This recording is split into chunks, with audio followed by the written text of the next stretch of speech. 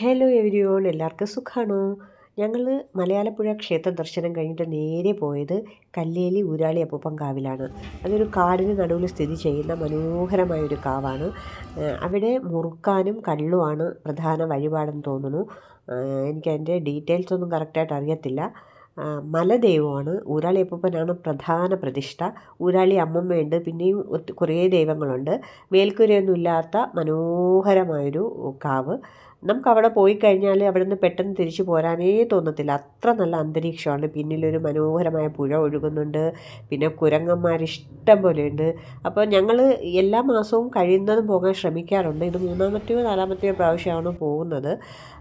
അവിടെ കൗളഗണപതിയെ കുടിയിരുത്തിക്കുന്ന ഒരു നടയുണ്ട്. അത് ഒരിക്കലും തുറന്ന് കാണാറില്ലായിരുന്നു, പക്ഷേ ഇപ്രാവശ്യം ഉത്സവമായ കാരണം അത് തുറന്നിട്ടുണ്ടായിരുന്നു. അങ്ങനെ ഞങ്ങൾ കൗളഗണപതിയും കണ്ടു തൊഴുതു.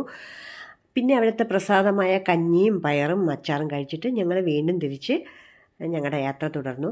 അപ്പോൾ അടുത്ത വീഡിയോയിൽ കാണുന്നത് വരെ തൽക്കാലം വിട പറയുന്നു എന്ന് നിങ്ങളുടെ സ്വന്തം ശോഭപ്രിയ.